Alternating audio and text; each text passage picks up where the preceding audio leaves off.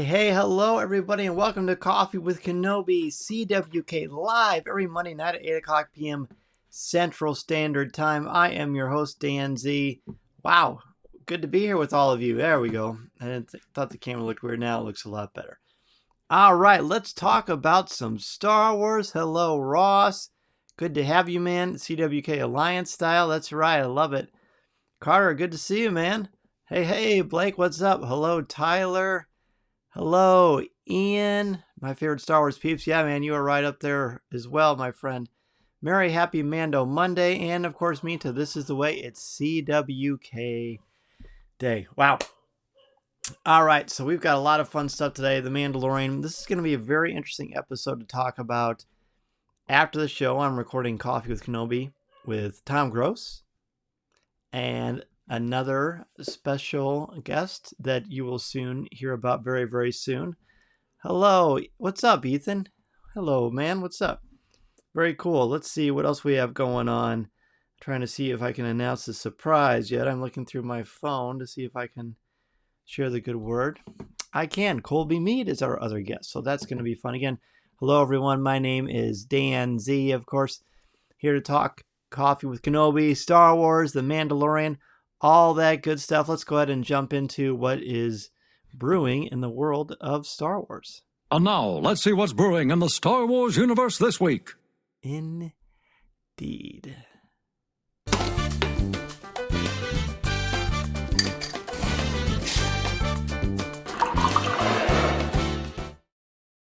Good evening to you, Darren. Ian says, look at Tiny over Dan's shoulder. Oh my goodness, that's right. We've got the child here. The Sideshow 1/1 collectible is here in the Coffee with Kenobi studio. I normally have him placed over by my Millennium Falcon, but he needs his camera time, right? It's exciting. Tyler, don't know if it's Pedro Pascal. Yeah, it is. Actually, Pedro Pascal has been on the Coffee with Kenobi before. We interviewed him last year, but hopefully we'll have him on again. That'd be great. Ross says, Colby needed shirt to sell out quickly. Indeed. Ian says, Colby is so cool. Can't wait to hear you break it down. Oh, yeah, man, for sure. Nick Deco, been too long, Dan. Hey, Nick, good to see you, buddy. Yeah, Nick, of course, was our amazing contributor that talked about Star Wars video games with us and a long time friend of the show. Nick, it's a pleasure to have you here, my friend. Absolutely. All right, so the big news today for me is this. I'm going to make this a little bit bigger. Oh, no. Well, I guess that'll work. Yeah. So this was sent to me today by my good friends at Hasbro. And it was great. I mean, you can see the close-ups and the unboxing on Twitter and on Instagram and on Facebook. And I put something in the CWK Cafe as well. But once in a while, Hasbro will send different people an incredible collection of amazing Star Wars goodness. Terry, good to see you, man. What a haul indeed. Yes, it was so great. Thank you, Darren. Very, very nice. There's a lot of great stuff that we made sure to turn on the Darksaber before I took that picture. Speaking of, I got it right here. Let's take a look at this thing.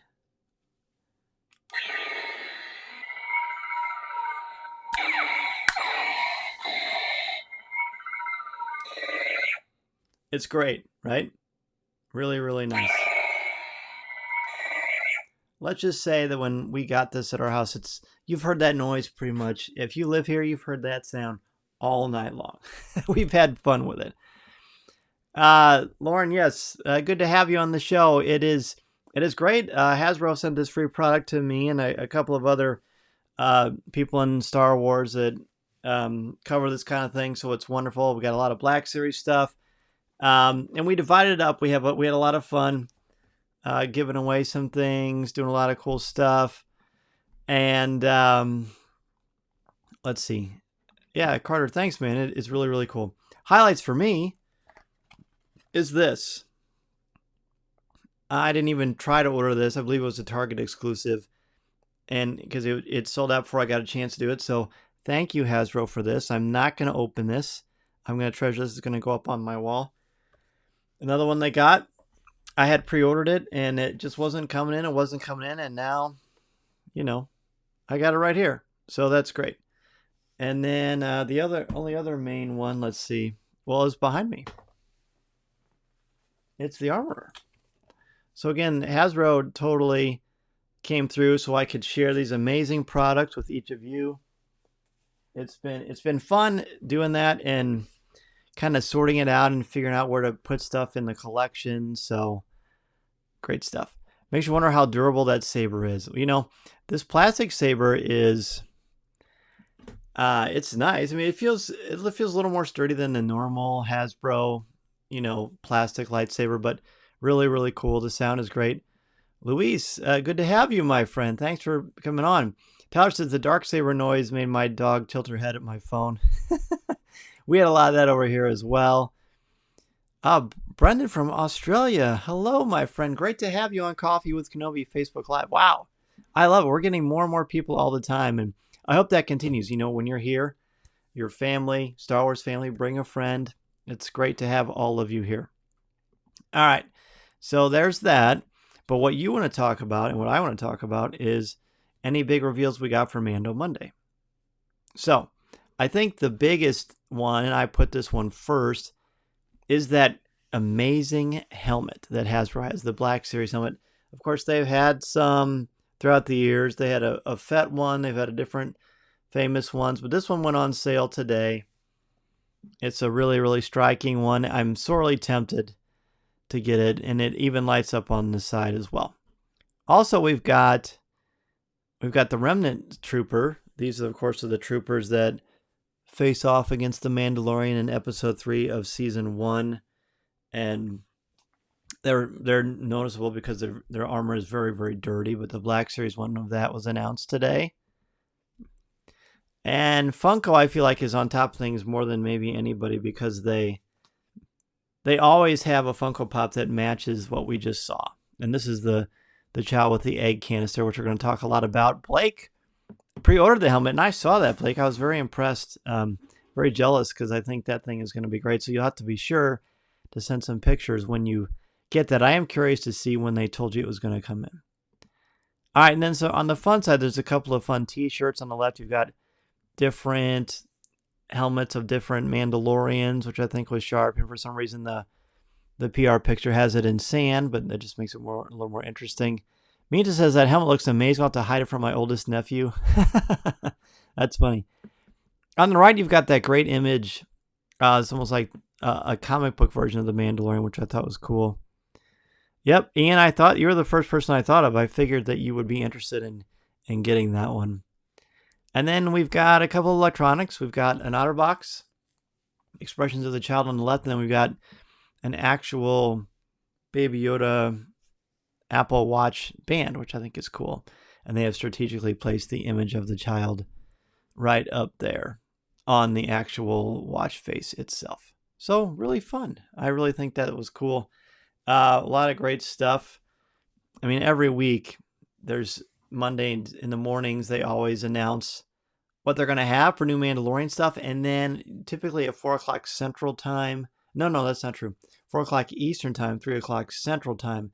That is when they have the pre-orders that go live. So, and, Entertainment Earth, Hasbro Pulse, Big Bad Toy Store is one that I like. There are a lot of places, and Amazon too, will have these different purchases there. All right, so I think it's time for us to talk about our top 5s for this week's episode of The Mandalorian. This one is titled The Passenger. Nick says, ooh, an Apple Watch. Guess it's time for a new one after 3 years. Yeah, that new band. I know I have this black band I've had forever, and I love it. But that is really, really cool. Tyler says, I saw on the Remnant Stormtrooper box, Moff Gideon's cape is on the side picture. Really? I didn't notice that. That's cool. That is very cool. All right, let's go ahead and jump into our top 5 this week's category. Top 5 moments from The Passenger, which is, of course, Chapter 10 of The Mandalorian.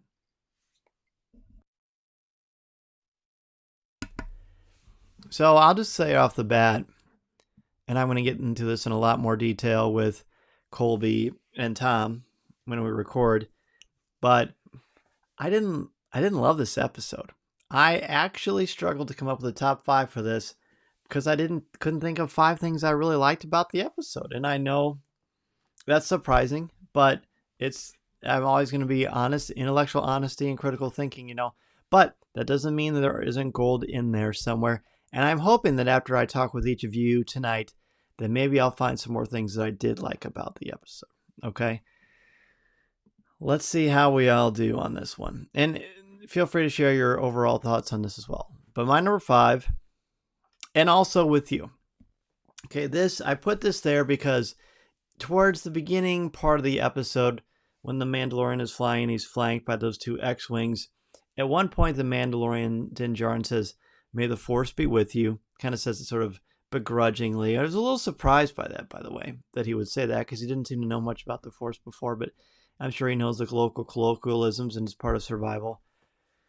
But when he says, "May the Force be with you," when the X-Wing pilot says, "and also with you," I don't think we've ever heard that. It reminds me, I'm Catholic, so when we're at church, we say, "Peace be with you, and also with you." We say those things in church. So I actually hear someone say, "and also with you," in response to "May the Force be with you," instead of saying, "May the Force be with you too." I love that, as I've always thought, what do you say when someone says, "May the Force be with you"? So this was the first time we heard something like that, which I thought was fun. All right, let's see your number 5s. Minta says, "The return of Dave Filoni as Rebels pilot. I think we'll be seeing more of him." Minta, I'm interested in that too. At the premiere of The Rise of Skywalker, I talked to Dave, and he was funny about that. And he talked about how long it took to film his cameo in the first season, and he was just very sort of modest and fun about it and laughed it off. And so I was surprised to see him in again, but that was very fun. Carter says, "When the X-Wing saved Mando but left him for dead, it showed how the New Republic is more loose and how it rules. As shown how the Crest Tracker showed him as a New Republic prison transport." Cool little detail. Yeah, there's a lot of, I think, world building in this one, Carter, and some sort of political behind the scenes of what's going on with the New Republic. So very good. 5 for Mary, the child opening and eating the aliens' invasion of the body snatchers' eggs, which has become really quite a polarizing topic, hasn't it? So, okay, very good. I think that will probably come up a lot too. 5 for Ross, pod racing, engine roasting of the crate dragon meat, and the child's excitement while watching it spin on the spit. Prior to his other eating adventures all up so long, I want to go back to Ronto's Roasters. Oh, that's a good call. You know what? I would have thought of that one too. And an honorable mention is when Peli Motto says to the Mandalorian, "Quit your crying, you'll rust." I love that part. I should have put that. That probably would have been in my top 5 somewhere. "You'll rust." That was a great, hilarious moment. Ian's number 5, all the awesome and terrifying creatures and aliens. It was particularly cool to see Dr. Mandwell giving Peyton Reed's connection to Ant-Man and the Krinka, which all the way goes back to Ralph McQuarrie's Nabi White Spider concept artwork. Yeah, absolutely. That's cool to see. I knew that you all would be my saving grace for trying to help me to salvage aspects of this episode. So these are great. What else do people have? Lauren says, "I agree with you on that one. Dan, this episode was not my favorite. Had great moments, but didn't quite flow for me." Yeah, for sure. And I encourage you, Lauren, and everybody else to listen to Coffee with Kenobi, which will air tomorrow morning. We're going to talk in great detail about this episode for sure. Tyler, I'm in the same boat. It's really hard to come up with 5. I had 2 moments I really liked, but everything else was kind of meh. Blake's number 5. I didn't like this episode either, but number 5 is all those spider eggs opening up, a true homage to the Alien film franchise. Yes, for sure. Zach, hello, man. Good to have you on the show. The face huggers. Yes, it reminds me of Alien. And Brian all the way from the UK. A little bit of Star Wars horror around Halloween with the spiders, for sure. Mary says, next she said the exact same thing. So look at that. Great company. But next, number 5 is the child eating eggs as a plotline. Was funny, but it was kind of weird and sad. Yeah, for sure. Lauren says, watching the frog lady run on all 4s. Lauren, I'm glad you brought that up. So every Friday morning, I post on Coffee with Kenobi's Twitter account, attach a GIF or GIF. By the way, did you know that the creator of the GIF, the computer image that you post that moves like a mini little quick video, it's actually pronounced GIF, according to the creator of that. But everyone calls it GIF, so even he's just sort of changed it. But it was originally pronounced GIF, so that's a little FYI for you. So I post, hey, share a GIF showing your reaction to the new Mandalorian episode, but don't spoil it. So one person posted a picture of Kermit the Frog running on water, flailing his arms around, and I thought that was hysterical. Zach, overall, I love the first-person view of them chasing the Razor Crest. That was cool, Zach. I agree with that. Terry's number 5. The condition of the Razor Crest makes the Millennium Falcon look like a 5-star resort. Isn't that the truth? Yeah, the Razor Crest is not in good shape at all. So I'm pulling up Mason's number 5 was seeing the man from the 501st. I can't think of his name right now, so I apologize, good sir.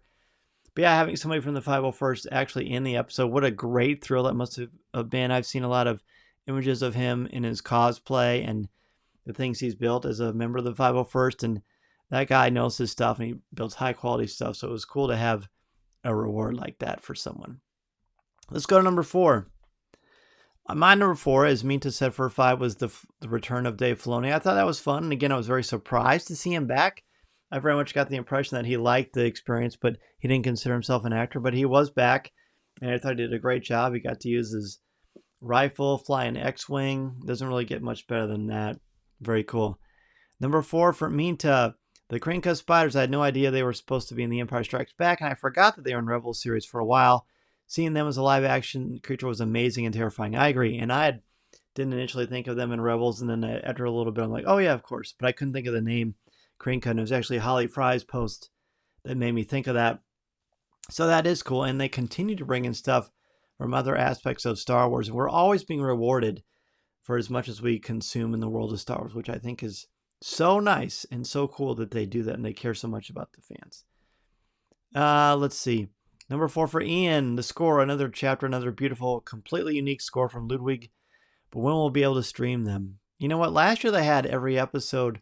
They would have like tracks from it on Spotify right away. So I don't know. Hopefully that will happen again, Ian, because I agree that was really nice. Number 4 for Ross, seeing the X-Wings and then hearing Carson, can you switch over to channel 2 and thinking it was Dave Filoni, Trapper Wolf, right? Yeah, I agree. And you caught the sound of his voice. Very nice, Ross. I'm impressed. 4 for Nick is more X-Wings. 4 for Mason, by the way, is also the return of X-Wings. So Mason's got the same as you, Nick. 4 for Mary, the wings open up and chase to the planet. Yeah, that also when the S-foils open up, you think, oh, it's trouble. And it just gets exciting. You know what I mean? Very cool. Blake says, Baby Yoda sneaking in that one last egg. I found that hilarious. Brian says, the set design detailing of classic environments like the cantina, coupled with wonderful new creations like the hatching eggs. For sure. For sure. All right, very good. So that was number 4 for everybody. And I said for number 4 for Mason is X-Wings. All right, let's see what else people have. My number 3, we're going to go ahead and go to number 3 now. I have also X-Wings. Just seeing them back, there's something that just sort of says home to us when we see an X-Wing, seeing them patrolling. It seems like in A New Hope and in Empire and even a little bit in Jedi, X-Wings always feel like underdogs to me, and I'm always worried about them because there's always so many TIE fighters and all this other stuff. So to see X-Wings as sort of like the Force in the galaxy was really, really nice to see, I think. Oh, Zach does have number 4, the Wake Up Mandalorian. Love the different languages in the series so far. Yeah, that was cool. That was cool. Number 4 for Lauren, Mando trying to lie to deceive the X-Wing patrol, so good at improvising. Yeah, absolutely, he is a survivor, as we know, and that's a good point. Number 3 for Minta, the Frog Lady using the dismantled droid's vocabulary to communicate with the Mando. You know what? I don't know why I didn't just consult with all of you, because that's a good one, Minta. I really like that one. It was very, it showed that this wasn't just an unusual frog creature, but someone that was intelligent and empathetic and would do anything it took to try to save her species. Ross is number 3. Captain Carson Treva's exchange with Djarin after the X-Wing pilots rescued him from the Krinka. When is the buddy cop spinoff with Paul and Filoni coming? Yeah, right? Wouldn't that be fun? That would be hilarious. Ian, Mando's very funny interaction with the 2 New Republic X-Wing pilots. May the Force be with you. Yeah, that was so awkward. Almost like a Han Solo awkward. And Mary says, Dave Filoni, Trapper Wolf. That's right. Number 3 for Blake, the X-Wing chase was pretty epic. It was really good. It really played well on TV as I projected on my big screen. Brian, mix of puppet and CGI, especially in a snow environment. Incredibly difficult for the puppeteers and animators. Yeah, and they did such a good job of kind of blending that together too so that it was harder to tell what was what.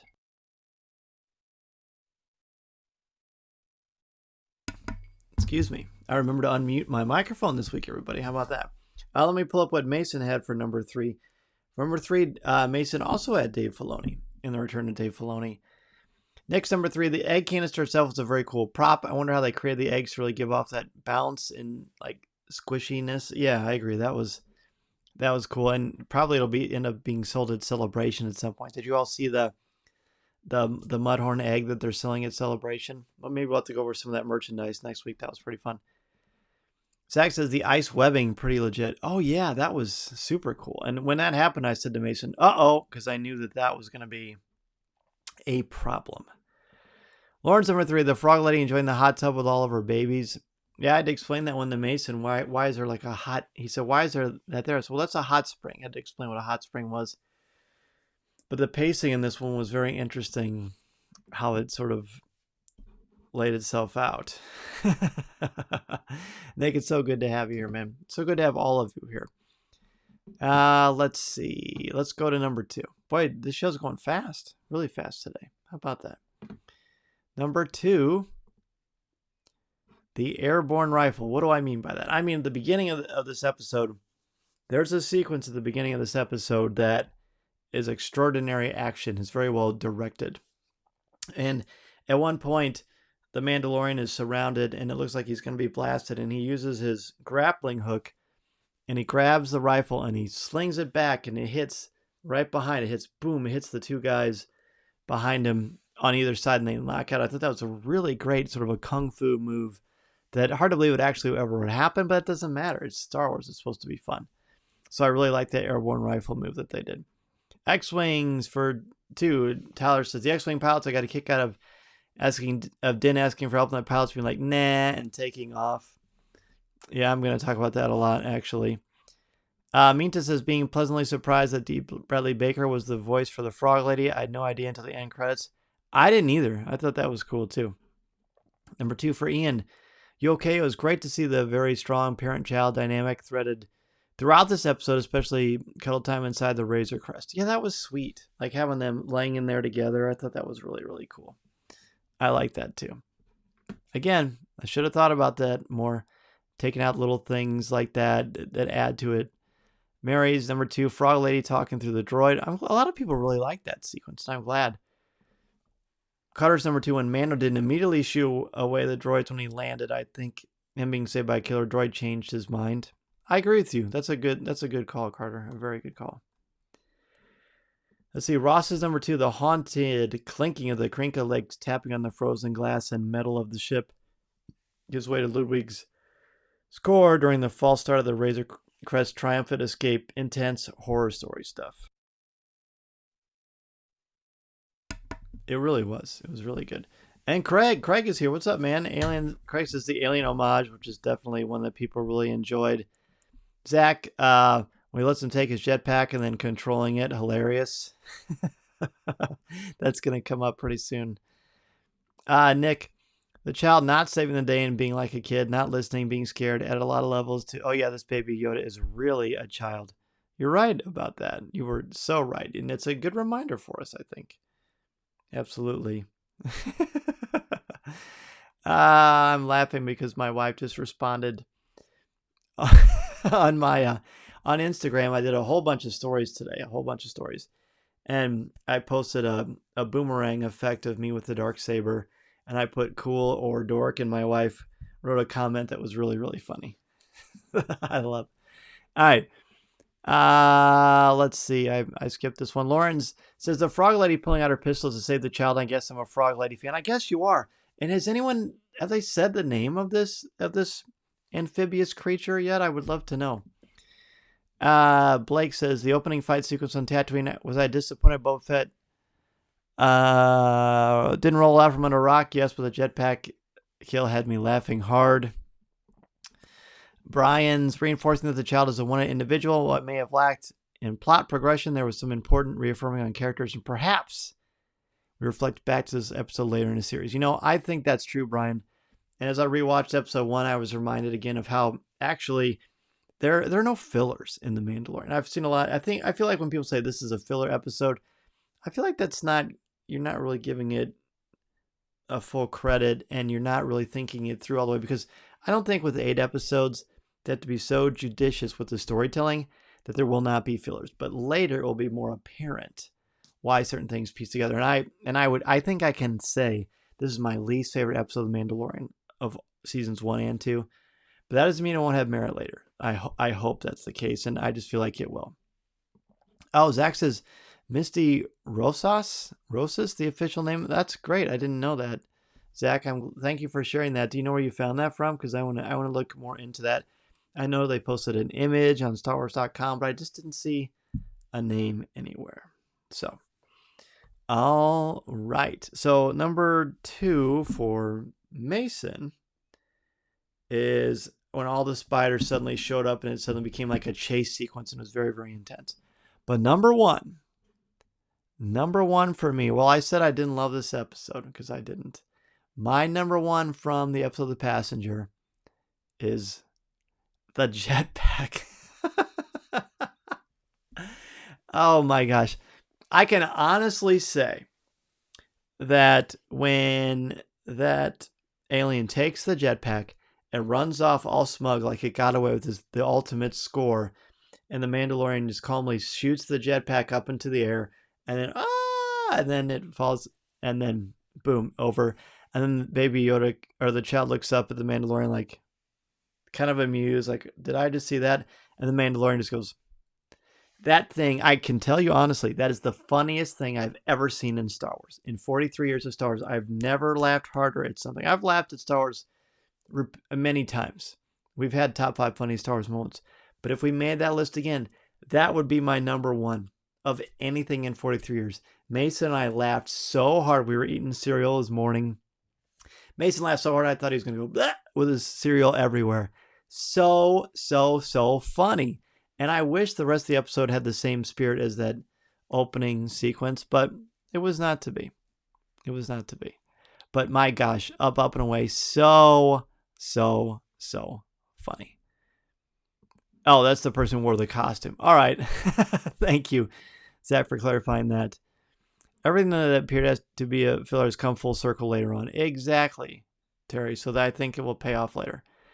Number 1, Tyler agrees with me. And by the way, that is Mason's number 1 as well. He wrote the funny part, and we knew that meant the up and away part. Tyler says the jetpack trade when the dude holding the child hostage said he wanted the jetpack. I knew exactly what was going to happen. I cheered when it took off into the air. It was classic. It was absolutely hilarious and perfectly paced. Meantime, the jetpack mishap that'll never get old. Mason watched that opening sequence, Minta, yesterday 7 times in a row. Laughed the same amount every single time. So good. Mary also handing over the jetpack, setting it off and landing and falling over. So this episode is going to be significant because I think it's going to be the most common tie we've all had as a number 1. So that's exciting. Ross says the Frog Lady, her technological skill in sharpshooting with a blaster, her ability to hold Djarin accountable for the deal, and of course her ability to locate a scenic hot spring in a cave of a strange ice planet. Yeah, there's so much more to her than meets the eye, and I'm glad that she got the emphasis and the dignity that she deserved. Ian said the Frog Lady, from her tech-savvy skills to more than holding her own with a blaster to her appreciation for a nice hot tub, this lady has it all.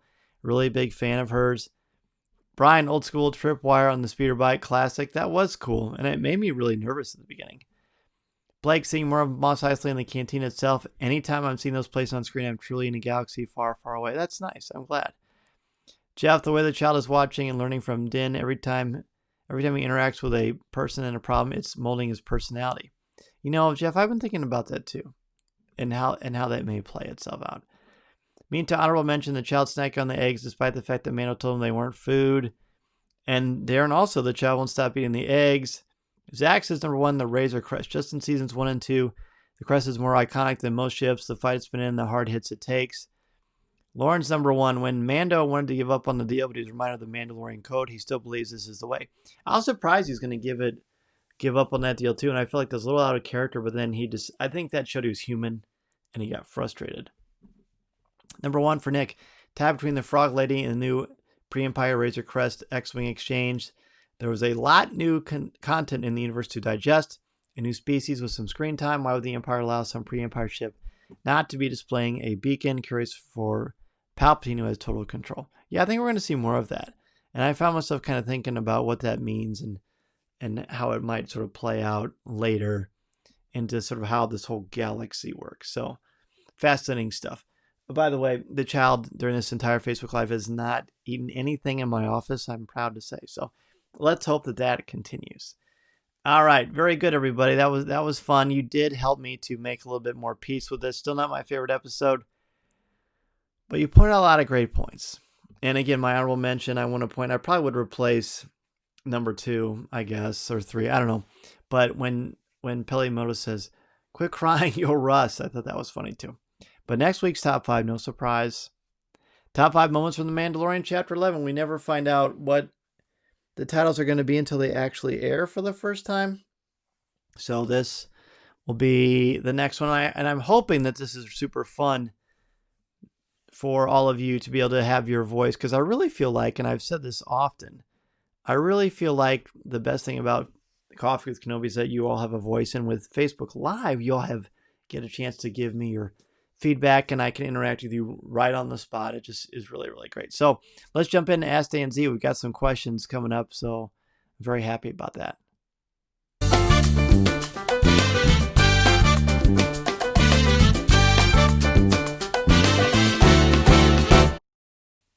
You know, people have been asking me, but that video footage, it's from San Anselmo, where the Yoda and Indiana Jones fountain that Lawrence Noble made is there. It's from Rancho Obi-Wan, and it's from Lucasfilm. Of course, you can tell at the end there. All right, so Brian says, honorable mention for Dr. Mandible, for sure. Terry says, talk about your child in the background you received recently. Who sold this one again? Can it still be purchased? You can. It's a Sideshow 1/1 scale. I always I think my ultimate, there's 2 ultimates. It would be the R2-D2, like a 1/1 scale R2, and then a 1/1 scale of Han's Millennium, the Falcon. Well, yeah, of course. That's not what I meant.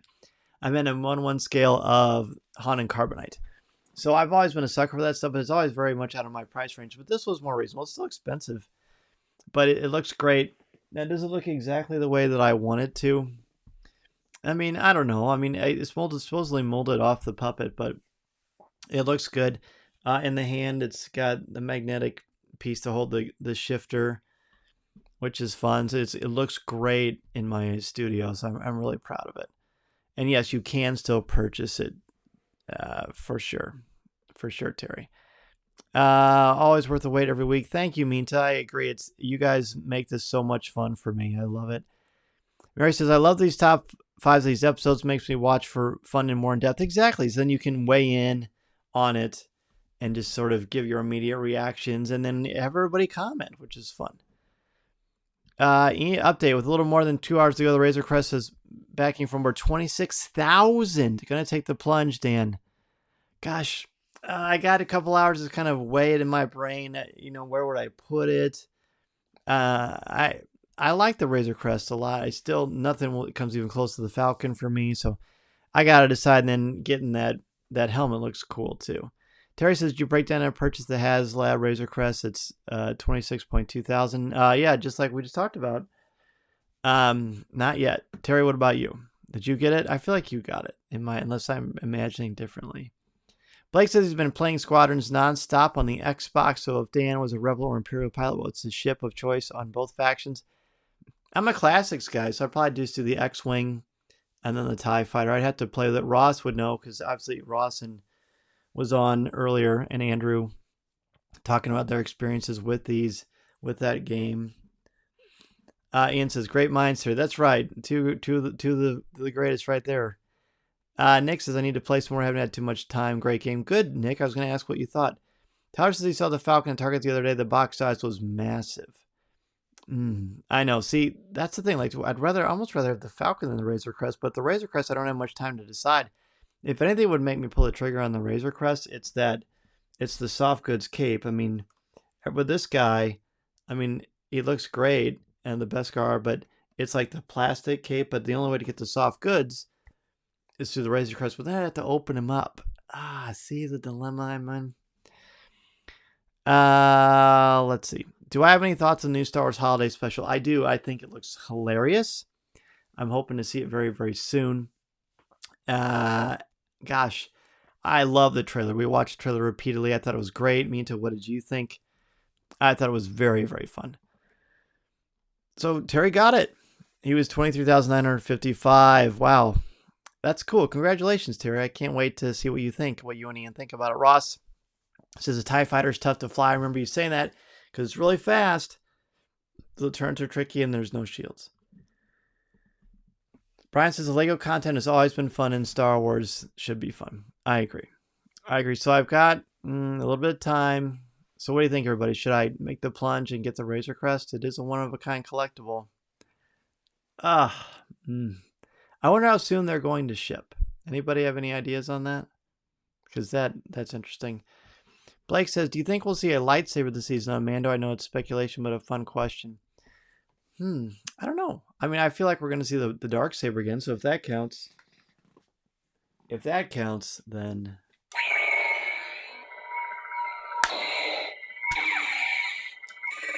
Sorry, I just had to do that. It's sort of like in my unofficial contract. Whenever someone says lightsaber, Darksaber, I have to turn it on. Just kidding. By the way, this thing is super cool, but it's very loud. It's very loud. I don't know if it's just because I'm getting older or what. Mason subtly says, do it, with about 1,000 exclamation points. Ian says, not till next fall. Okay, thank you, Ian. If your heart is not in, I would say no to the Razor. I agree. Terry says, the extras are what sold it for me, shipping in the fall next year. So yeah, you've got Escape Pod. It comes with the child on card. It comes with the Mando with the soft goods cape.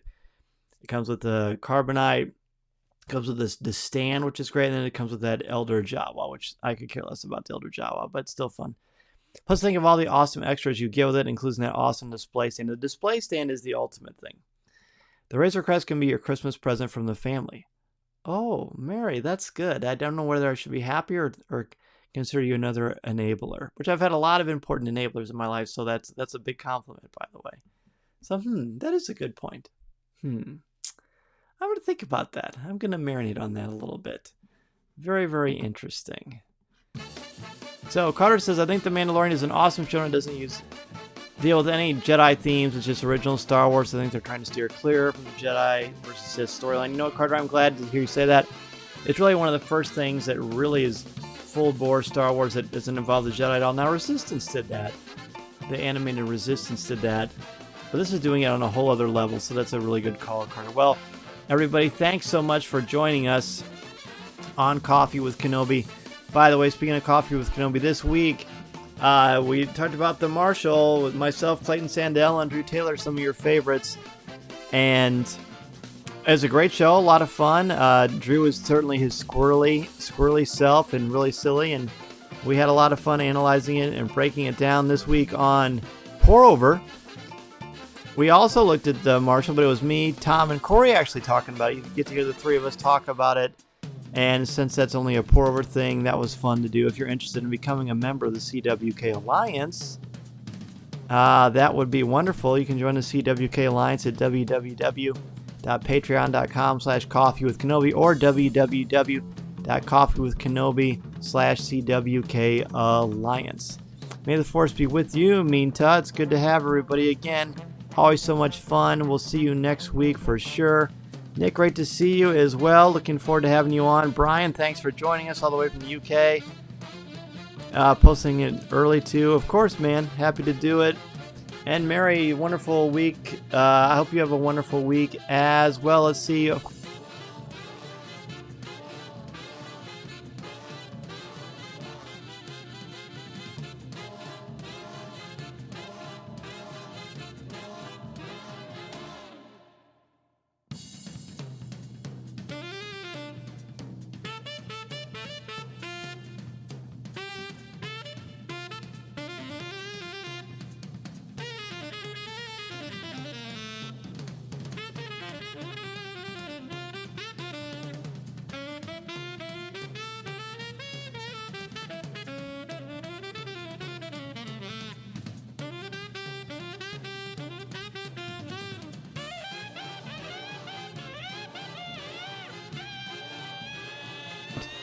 Chapter 11 of The Mandalorian. Have a good one, everybody. This is the podcast you're looking for. By the way, if you're still on, I do have a surprise for you. Be watching CWK Cafe for an opportunity to ask a question to the great Steve Sansweet. See you next time, everybody. This is the podcast you are looking for.